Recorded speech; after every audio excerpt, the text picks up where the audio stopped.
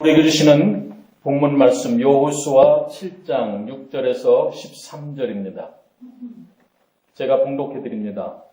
여호와가 옷을 찢고 이스라엘 장로들과 함께 여호와의 궤 앞에서 땅에 엎드려 머리에 티끌을 뒤집어 쓰고 저물도록 있다가 이르되 슬프도소이다. 주 여호와여 어찌하여 이 백성을 인도하여 요단을 건너게 하시고 우리를 아모리 사람의 손에 넘겨 멸망시키려 하셨나이까. 우리가 요단 저쪽을 만족하게 여겨 거주하였다면 좋을 뻔하였나이다.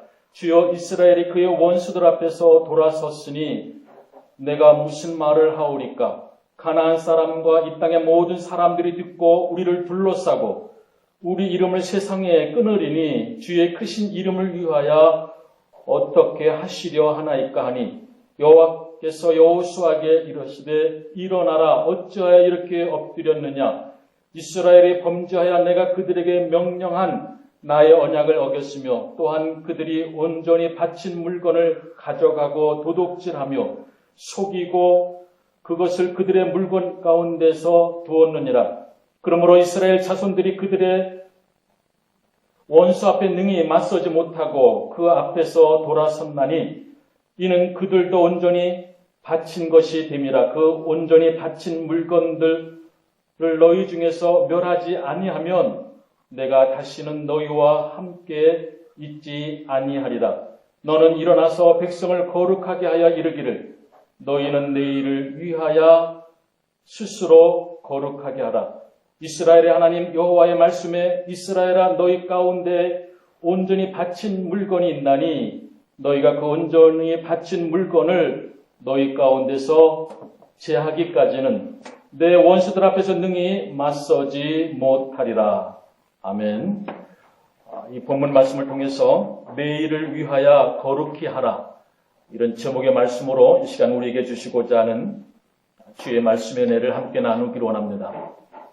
제가 예수를 믿고 나서 신앙생활을 하는 중에 이해하기가 어려웠던 그런 말씀 중에 하나가 오늘 이 본문 내용과 관계된 내용입니다. 자, 이스라엘 백성들이 400년 동안에 애굽에서 노예 생활을 하게 됩니다. 자, 하나님께서 이를 불쌍히 여겨서 지도자 모세를 통하여서 출애굽시키는 그런 드라마틱한 장면이 우리가 출애굽기에서 보게 됩니다. 자, 출애굽을 하면서 홍해를 건너고 강야를 거치는 가운데에 이제 그들이 가나안 땅에 들어가는 그런 길목에 들어서게 됩니다. 자, 그런데 아무리 천천히 가더라도 보름이면 충분히 들어갈 수 있는 그 거리를 10년도 아니고 30년도 아닌 무려 40년 동안에 들어가지 못하고 광야 생활을 하게 되었다는 점입니다. 그리고 장년들은 광야에서 죽고 그들의 자녀들만 약속의 땅 가나안 땅에 들어갈 수 있게 되었다는 점입니다. 저는 이 점이 쉽게 이해가 되지 않았습니다. 그것은 아무리 문제가 많았던 백성이라 하더라도 한 사람의 일생의 반에 해당이 되는 40년을 왜 광야에서 보내게 하셨을까? 사랑의 하나님께서 어떻게 그 긴 세월을 저들로 하여금 광야 생활을 하게 하셨는가에 대해서 그 후에 제가 많은 사람들과의 인간관계 속에서 겪게 되는 여러 가지 일들을 통해서 비로소 그 답을 찾게 되었습니다.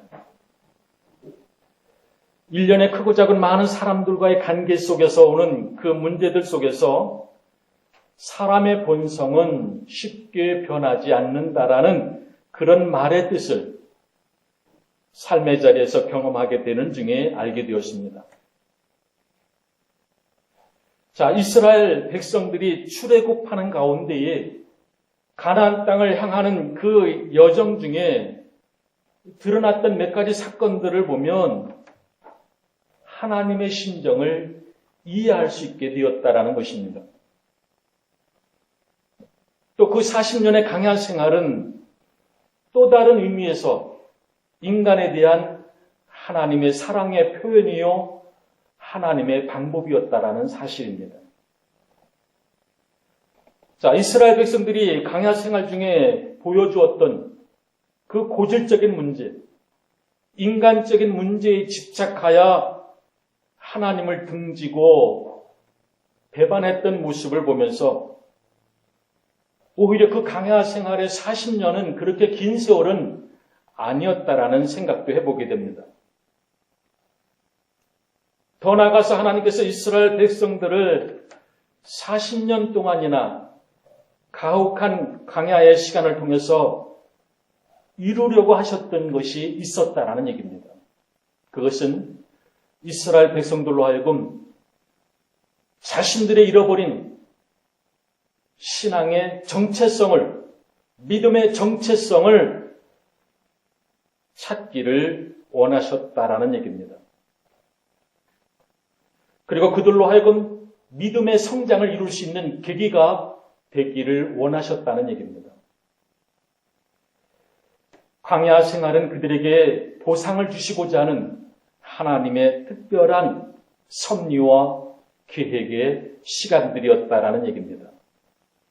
자, 이 연단의 과정들을 통해서 저들은 오직 이제 하나님만을 높이고 오직 하나님께만이 감사하고 오직 하나님께만이 중심적인 삶을 통해서 하나님께 절대 순종하기를 원하셨다라는 얘기입니다. 자, 그러면 이스라엘 백성들이 도대체 얼마만큼의 하나님 앞에 큰 범죄를 저질렀을까? 궁금하지 않을 수가 없습니다. 저들은 이렇게 말합니다. 출애굽되어지는 그 과정 중에 이런저런 어려움들을 만나는 중에 이렇게 불평합니다. 애굽에 있을 때가 우리에게 좋았다.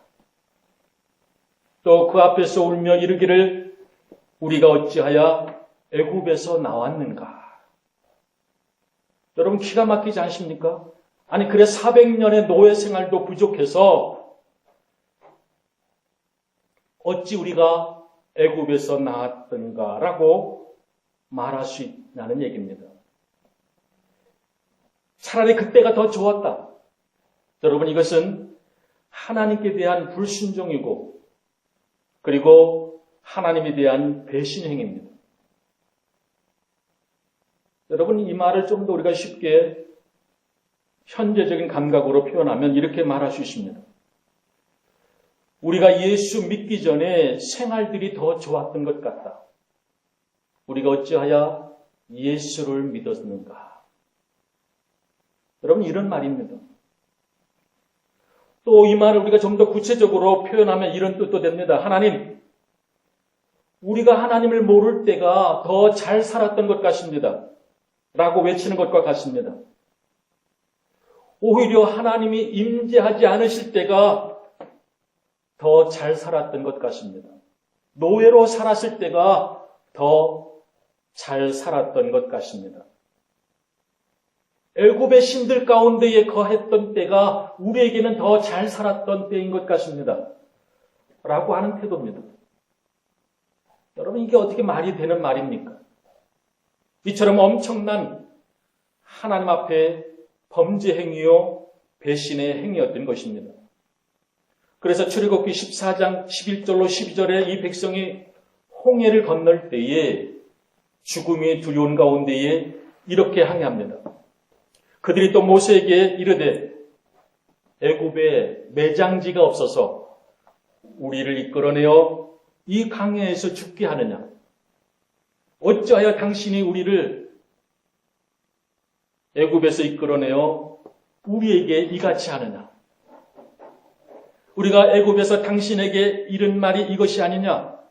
이르기를 우리를 내버려 두라. 애굽 사람을 섬길 것이라 하지 아니하더냐? 애굽 사람을 섬기는 것이 강야에서 죽는 것보다 낫겠노라. 여러분 이것은 아주 심각한 범죄였습니다. 이처럼 매사에 부정적으로 불평하며 원망했던 이 세대는 약속의 땅 가나안 땅에 들어가지 못하고 여생을 광야에서 마치게 됩니다. 그리고 그 가나안 땅에서 누릴 기쁨과 언약의 성취는 그들의 자손들이 누리게 되는 것을 볼 수가 있습니다. 결국 원망과 불평을 일삼았던 이 세대들은 광야에서 멸망당했던 것입니다. 자, 오늘 우리들에게 주시는 이 본문 말씀을 보면 여호수아가 옷을 찢고 머리에 티끌을 무릅쓰고 땅에 종일토록 엎드려 있다가 하나님 앞에 원망 섞인 호소를 하는 모습이 오늘 본문 말씀 7절에 기록이 되고 있습니다. 주 여호와께서 어찌하여 이 백성을 인도하여 요단을 건너게 하시고 우리를 아모리 사람의 손에 붙여 멸망시키려 하였나이까. 우리가 요단 저쪽을 만족하게 여겨 거주하였다면 좋을 뻔하였나이다. 자, 여리고성을 함락시켰던 어제의 축제의 영광이 오늘은 실패의 아픔이 되어서 원망의 마음으로 바뀝니다. 자, 이렇게 부르짖고 있을 때에 하나님께서 저들에게 대답을 하십니다. 10절에 보면 일어나라 어찌하여 엎드려 있느냐. 여러분, 우리가 삶의 자리에서 소원과 그리고 성공의 성취만이 하나님의 뜻은 아닙니다. 그것만이 하나님의 말씀은 아닙니다. 좌절과 실패 또한 하나님의 뜻일 수도 있고 하나님의 말씀일 수도 있음을 알아야 됩니다. 좌절과 실패의 자리에 섰을 때에 하나님께서 우리에게 말씀하시는 뜻이 있고 섭리가 있다라는 것을 알아야 됩니다. 우리 믿는 자에게 일어나는 모든 사건은 그냥 우연히 일어나는 사건이 아님을 알아야 됩니다. 거기에는 반드시 하나님께서 우리에게 향한 섭리와 경륜이 있다라는 얘기입니다. 그 사건 속에서, 그 아픔 속에서 우리들로 하여금 깨달아 가기를 원하시는 하나님의 특별하신 뜻이 있음을 알아야 한다는 얘기입니다. 그 첫 번째가 그들로 하여금 문제의 본질을 보게 하시는, 그래서 깊은 탄식을 하게 한다는 것입니다. 하나님은 경건한 탄식, 거룩한 근심을 원하십니다. 사도 바울은 고린도후서 7장 10절에 하나님의 뜻대로 하는 근심은 후회할 것이 없는 구원에 이르게 하는 회개를 이루는 것이다 라고 분명하게 말씀하고 있습니다. 여러분, 아플지라도 탄식할 만큼 탄식해야 합니다. 고통스럽더라도 근심할 만큼은 근심해야 합니다. 삶의 고통들 앞에서 탄식할 때에 여러분 무슨 말로 위로가 되겠습니까? 그냥 지켜보는 것이, 그냥 묵묵히 그를 위해서 기도해 주는 것만이 제일 지혜로운 방법입니다. 슬픔과 인생의 고통에 빠져 있는 이에게 필요한 것은 많은 말이 아닙니다. 곁에서 함께 울어주는 것이 가장 귀한 힘이 되는 것입니다. 그럼에도 불구하고 사랑한다는 이유로 이런저런 말로 간섭하는 것, 그로 하여금 홀로 서게 하지 못하게 하는 원인이 되기도 합니다.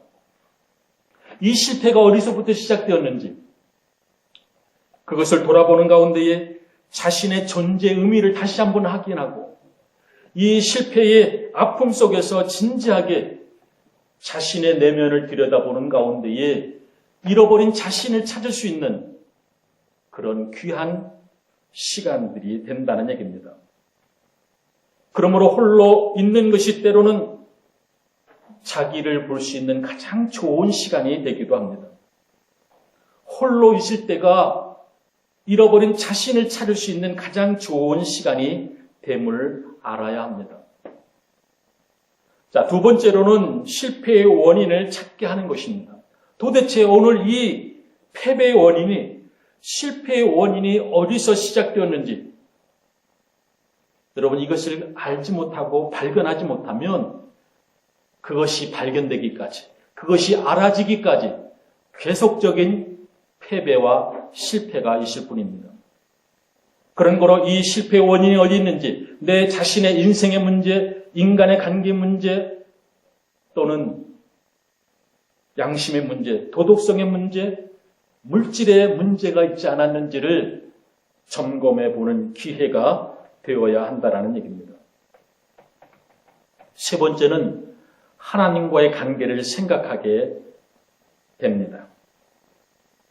우리가 인간적으로 사람들에게 너무 의존하지는 않았는지, 믿는다라고 하면서도 하나님보다 세상 사람들에게 너무 우리가 기대고 있지는 않았는지, 인간의 지혜와 능력을 다 부정한 상태에서 깨끗한 마음으로 하나님과의 직선적인 관계를 다시금 맺으면서 그 실패의 원인을 찾을 수 있어야 된다는 얘기입니다.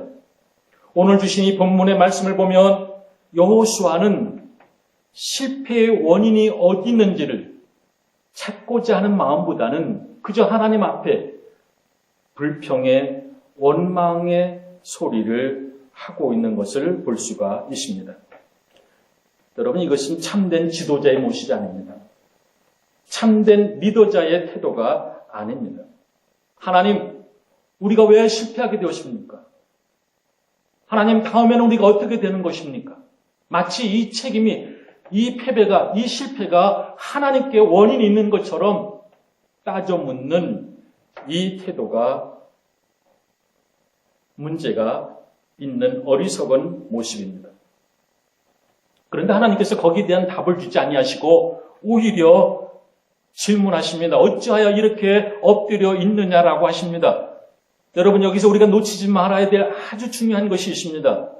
오늘 이 실패가 어디서부터 비롯되었는지를 분명히 알아야 한다는 얘기입니다. 여러분, 원인이 하나님께 있는 것입니까? 아니면 생각보다 아이성이 더 강해졌기 때문입니까? 아니면 군사적인 어떤 전략상의 문제가 있었습니까? 아니면 어떤 군사의 숫자에 있었습니까? 아닙니다. 절대 거기에 원인이 있질 않았습니다. 오늘 이 실패의 원인은 바로 자신들에게 있었다라는 얘기입니다. 남이 아닌 나 자신에게 있었다라는 얘기입니다. 어찌하여 엎드렸느냐? 오늘 이 패배의 원인을 내 스스로 찾아내라고 말씀하시는 것입니다. 세 번째로는 새로운 신앙의 고백을 가져야 할 시간임을 깨닫게 하시는 것입니다. 네가 하나님의 전지전능과 무소부지하심을 너희가 믿고 있느냐? 오늘도 살아 역사하시는 하나님을 너희가 믿느냐? 하나님의 기뻐하시는 믿음이 무엇인지를 아느냐? 하나님의 뜻과 섭리와 경륜이 오늘도 우리의 삶 속에서 나타남을 믿고 있느냐? 이것을 묻고 계시는 것입니다. 다시금 신앙 안에서 이것을 새롭게 깨닫고 나의 신앙의 고백으로 다시 새롭게 하라고 말씀하시는 것입니다. 한마디로 영적인 무장을 다시금 새롭게 시작하고 새롭게 갖추라고 하시는 말씀입니다. 여러분, 우리가 당하는 삶의 자리에서 크고 작은 많은 일들 가운데에 역경을 당하고 나면 다시금 우리가 신앙을 고백할 수 있는 그런 기회가 될 수 있음을 놓치지 말아야 됩니다. 내 신앙의 문제가 무엇인지, 지금 내가 이대로 살아가도 괜찮은지를 말씀의 거울에 비추어서 점검해 봐야 됩니다. 그래서 더할 것은 더하고 뺄 것은 가감하게 빼어내는 가운데에 하나님의 뜻과 경륜을 다시금 살펴나가야 됩니다. 자, 네 번째로는 스스로 성결케 되기를 원하십니다. 자, 하나님께서 좌절과 실패를 통해서 성결하게 되기를 바라시고 계시는 것입니다. 아직도 유아적인 사고나 태도, 자기 중심적인 사고에 젖어서 모든 이들을 자기만을 이해하고 자기만을 바라보기를 원하는 그런 이기적인 모습과 행동들, 자기의 감정을 다스리지 못함으로 기분대로 쏟아버리는 성격, 버려야 할 줄 알면서도 버리지 못하고 끊어내야 함을 알면서도 끊어내지 못하는, 내려놓아야 함을 알면서도 내려놓지 못하고 있는 이런 인간적인 모든 문제들을 내가 내려놓고 내가 끊어내지 아니하고 내가 그것을 버리지 아니하면 하나님께서는 계속적으로 그것이 버려지도록, 그것이 깨달아지도록 실패와 좌절의 아픔을 통해서 끊어내버리게 하시고 내려놓게 하신다는 얘기입니다. 오늘도 우리 주변에 얼마나 자신이 마치 대단한 사람인 양 착각하는 사람들이 많습니까? 끊임없이 물질의 욕심의 노예가 된 사람들이 얼마나 많습니까? 명예욕의, 권세욕의, 성적인 욕망의 노예가 된 자들이 얼마나 우리 주변에 많이 있습니까? 그들이 이제 스스로 성격해 되어 그 자리에서 돌이키지 아니하면 이제 하나님이 손을 봐주시는 것밖에는 방법이 없습니다.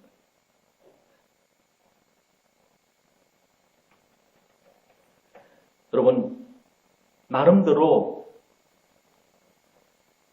수고해서 이제 자신의 그 역량에 맞는 최고의 정상의 자리에 서 있는 가운데에 한 번의 실수로 인해서 한 번의 그 유혹을 이겨내지 못함으로 인해서 추락하는 인생들의 모습을 우리는 너무 쉽게 많이 보고 있는 세대에 살고 있습니다. 오늘 본문의 말씀에 성결케 하여 내일을 기다리라 라는 말씀이 나옵니다. 여러분, 우리는 오늘 조용히 기다리는 시간의 의미를 알아야 합니다. 우리가 당하는 삶의 문제들 앞에서 기다리는 마음이 있어야 됩니다. 그거 조급해가지고 그거 참을 수 없어서 인간적인 마음으로 방법으로 해결하려고 허우적거리면 거릴수록 그 문제의 늪에 더 빠져드는 것을 보게 되는 것입니다. 여러분, 하나님의 방법으로 해결되기를 원하면 하나님 앞에서 묵묵히 기다릴 줄을 알아야 됩니다. 기다려라. 그래서 내가 하나님 됨을 알라고 주님께서 말씀하시는 것입니다. 여호수아는 어제의 패배와 실패 때문에 내일에 대한 소망도 잃어버리고 말하십니다. 우리에게는 더 이상 내일이 없다라고 절망하고 있는 것입니다. 그러나 하나님께서는 스스로 성결케 하여 내일을 기다리라고 말씀합니다. 내일은 너의 것이 아니다. 나의 손에 달려있다. 내가 내일을 주겠노라. 너는 스스로 성결케 하라. 승리의 요인이 우리에게 있지 아니하고 하나님의 뜻에 있다라는 이야기입니다. 나와 함께 하는 것이 승리의 요인이 된다라고 하는 말씀을 하고 계시는 것입니다. 그래 오늘 본문의 핵심의 내용인 스스로 성결케 하는 것, 여러분 그것이 무엇이겠습니까? 자, 오늘 본문을 자세히 보면 아간 한 사람의 문제가 아닌 것을 알 수 있습니다. 이스라엘 백성에게 향하신 저들로 하여금 신앙적인 의식을 새롭게 하도록 그들로 하여금 자신들의 영적인 정체성을 확고하게 가지게 하려고 하는 하나님의 뜻이 있음을 우리가 볼 수 있다는 얘기입니다. 여러분, 저들이 여리고성을 점령할 때에 저들이 무엇을 했습니까? 심서 나가서 싸웠습니까? 아닙니다. 저들이 한 일은 고작 하나님의 말씀대로 여리고성을 일주일 동안 뱅뱅 도는 것밖에 없습니다. 하나님의 말씀에 의지하여서 도를 때에 그 성이 무너지게 된 것입니다. 자, 그런데 그들은 어떻게 행동을 했습니까? 우리가 이겼다. 우리가 점령했다. 마치 자신들의 스스로 힘의 능력으로 이긴 줄로 착각했습니다. 여러분, 선줄로 알고도 넘어질까 조심해야 하는데 승리했을 때에 자신의 노력으로 승리가 주어진 것처럼 자축하며 기뻐했다라는 얘기입니다. 여기에 사사로운 개인적인 욕심으로 인하여 하나님의 명령을 어기게 되는 죄까지 범하게 됩니다. 여러분, 이 전쟁은 처음부터 거룩한 전쟁이었습니다. 성결함을 회복하는 전쟁으로 하나님의 심판을 집행하는 그런 전쟁입니다. 그런데 그 거룩성을 잃어버리고 사사로운 개인의 마음으로 적의 물건들을, 우상의 물건들을 개인적으로 취하는 그런 탐심의 노예가 되었다는 것입니다. 한마디로 거룩한 싸움이 나중에 약탈의 전쟁이 되고 마는 것입니다. 여러분, 무슨 일이든 거룩함으로 시작하였으면 거룩함으로 끝나야 됩니다. 선한 목적으로 시작했으면 그 선함이 변질되면 안 됩니다. 이것이 하나님께서 강하게 지적하시는 것입니다. 스스로 성결케 하라. 생각을 바로 하라는 것입니다. 처음에 가졌던 그 마음으로 돌아가라고 하는 이야기입니다. 자, 오늘 본문에서 보는 것처럼 아간이 죄를 지었습니다. 외투 한 벌과 은 200세겔, 금덩이 하나를 감추었습니다. 몰래 감추온 것이 하나님께서 이 전쟁을 패배로 유도하신 것입니다. 결국 온 이스라엘이 그를 돌로 치고 물건들을 돌로 치고 또 불사르게 됩니다. 자, 그러기 전에는 전쟁에서 절대로 승리할 수가 없기 때문입니다. 여러분, 주의 일을 하는 자가 조심해야 될 것 중에 하나가 바로 탐심의 마음입니다. 아간도 이 탐심의 마음에 넘어감으로 죄에 빠졌던 것입니다. 오늘도 우리가 갖고 있는 이 아간의 마음, 탐심의 마음들을 새싹부터 잘라야 돼요. 생각 자체를 끊어내야 됩니다. 그렇지 아니하면 그 작은 생각들이 탐심의 마음이 자라나서 열매를 맺게 된다는 것을 알아야 됩니다. 여호수아가 아간이 죽기 전에 그에게 왜 그러냐라고 물어봅니다. 그때에 그는 이렇게 대답합니다. 금덩이 하나를 보고 탐이 나서 취하였나이다. 금덩이를 보니 탐심이 생겼다는 얘기입니다.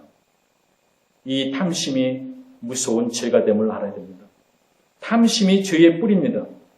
또한 오늘 본문 말씀은 이기심을 지적하고 있습니다. 자기만 생각하는 것입니다. 탐심을 가지고 있는 동안에는 보이는 것도 들리는 것도 없게 되고 마는 것입니다. 이것이 바로 죄가 되는 것입니다. 이제 말씀을 맺습니다. 오늘 우리가 탐심의 노예가 되고 있는 것은 없는지 살펴봐야 됩니다.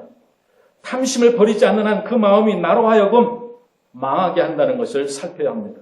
오늘 우리 사회에 독버섯처럼 번져있는 이 탐심의 모습들, 오늘 우리 한국 교회들이 탐심의 노예가 되어 빛의 역할과 소금의 역할보다는 자신들만을 위한 성을 쌓고 있는 것은 아닌지 되돌아봐야 됩니다.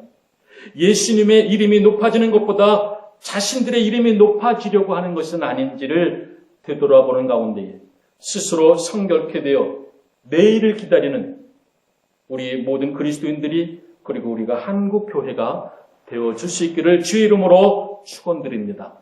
기도드리겠습니다. 은혜로우신 아버지 하나님, 내일을 위하여 스스로 거룩하게 되어줄 수 있는 믿음의 자리에 이룰 수 있도록 저희들에게 힘과 능력을 더하여 주시옵소서. 예수님의 이름으로 기도드리옵나이다. 아멘.